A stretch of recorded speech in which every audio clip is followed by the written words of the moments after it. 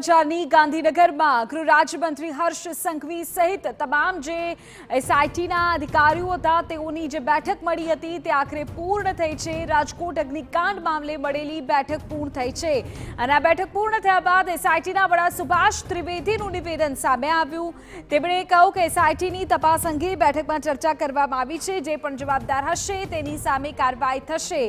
અત્યાર સુધી કરવામાં આવેલી તપાસની સમીક્ષા કરાઈ છે અને આરએમસી, ફાયર અને પોલીસની કામગીરી પર પણ તપાસ થઈ રહી છે। એફએસએલ દ્વારા રિપોર્ટ તૈયાર કરવામાં આવી રહ્યો છે।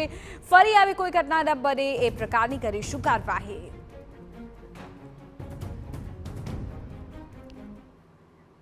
ત્યારે આજ મુદ્દે વધુ જાણકારી આપી રહ્યા છે અમારા સંવાદદાતા કિંજલ આપણી સાથે અત્યારે લાઈવ જોડાઈ ગયા છે, તેમની પાસેથી વધુ વિગતો મેળવીએ।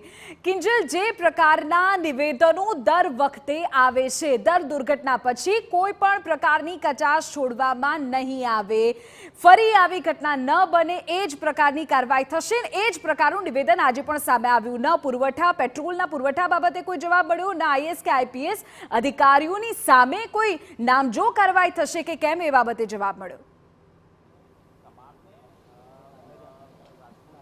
વિધિ, એ જ વાત છે કે સવાલ સતત TV9 ઉઠાવી રહ્યું છે। આજે પણ જ્યારે સુભાષ ત્રિવેદી પોતાની વાત મૂકવા આવ્યા, પોતે એસઆઈટી દ્વારા શું કરવામાં આવ્યું છે તે વાત કરવા આવ્યા, ત્યારે બે સવાલ હતા TV9 ખૂબ સ્પષ્ટતાથી પૂછ્યા કે જે 7 અધિકારીઓ છે કે જેને સસ્પેન્ડ કરવામાં આવ્યા છે તેની સામે ફોજદારી ગુનો નોંધાશે કે નહીં નોંધાય, અને જે પણ આઈએએસ કે આઈપીએસ આની અંદર સંડોવાયેલા છે, સંકળાયેલા છે આડકતરી રીતે કે સીધી રીતે, તેમની સામે એક્શન લેવામાં આવશે કે નહીં આવે। એક વાતમાં એવું કહેવામાં આવ્યું કે અત્યારે તપાસ ચાલી રહી છે ત્યારે ફોજદારી ગુનો નોંધવો કે નહીં તે જે વાત છે કે નીતિ વિષયક વાત છે, અને જ્યારે વાત આઈએએસ કે આઈપીએસ ની છે તો જવાબ તમામના લેવામાં આવશે। વિધિ, સવાલ એ છે જવાબ તમામના લેવામાં આવશે તો જવાબદેહી કેમ નક્કી નહીં કરવામાં આવે? 28 લોકોની મૃત્યુ થઈ ચૂકી છે, એ પરિસ્થિતિની અંદર મૃતદેહ મળ્યા છે કે જ્યાં ઓળખવા પણ મુશ્કેલ છે। ડીએનએની કામગીરીને એસઆઈટીના જે ચીફ છે બિરદાવી રહ્યા છે, સારી વાત છે કે ખૂબ જ ક્રિટિકલ પરિસ્થિતિની અંદર ડીએનએ ટેસ્ટિંગ થયા, સેમ્પલિંગ થયા અને લોકોને કદાચ એક ખભાડ મળી કે તેમનો જે સ્વજન છે હવે દુનિયામાં નથી રહ્યો। સવાલ એ છે કે આખો અગ્નિકાંડ થયો છે, અગ્નિકાંડની અંદર જવાબદાર લોકો છે તેની સામે એક્શન કેમ નથી લેવાઈ રહ્યા?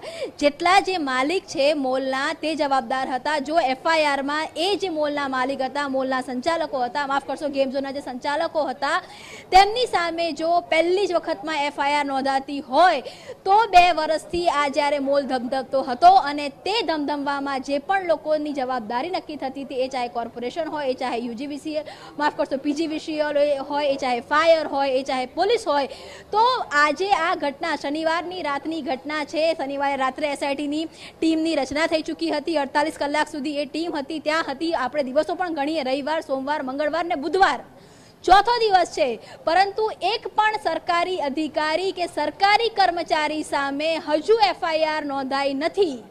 ખૂબ મોટો સવાલ સરકાર સામે ઊભો થાય છે। આપ જુઓ કે જો ગુજરાતની અંદર ગૌરવ દહિયા એક આઈએએસ અધિકારી હતા, તેમની સામે એક પ્રકારના ઇસ્યુ ઊભા થયા હતા, ગૌરવ દહિયાનું સસ્પેન્શન આવી ચૂક્યું હતું, આઈએએસ અધિકારી હતા, અહીંયા એ તેમની સામેનો જે કેસ હતો તે કેસની અંદર કોઈની મૃત્યુ નથી થઈ, આખો વિષય અલગ હતો।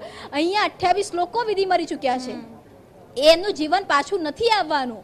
તમામના નાક નીચે આ ઘટના થતી હતી, તો જો ગેમ ઝોનના જે માલિકો છે તેની સામે એ જ રાતે ફરિયાદ થઈ શકતી હોય તો ગેમ ઝોનના માલિકો પર જે પણ અધિકારી, જે પણ કર્મચારીની રહેમ નજર હતી, ત્યાં સરકારને કયા નિયમો નડી રહ્યા છે? સસ્પેન્શન અથવા બદલી કરીને કેમ સરકાર અત્યારે અહીંયા સંતોષ માની રહી છે?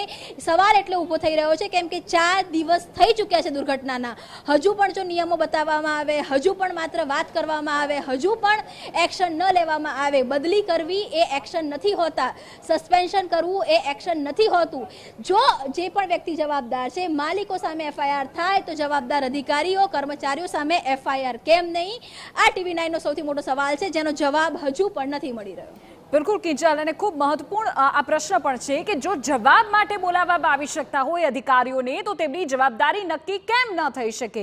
જોવું એ રહ્યું કે આખરે જે પ્રકારની વાત સુભાષ ત્રિવેદી કરી રહ્યા છે 1 કે 2 દિવસમાં જવાબ લેવામાં આવશે, જોવું એ રહ્યું કે આ ઘટનામાં 1-2 દિવસમાં વધુ શું અપડેટ સામે આવે છે।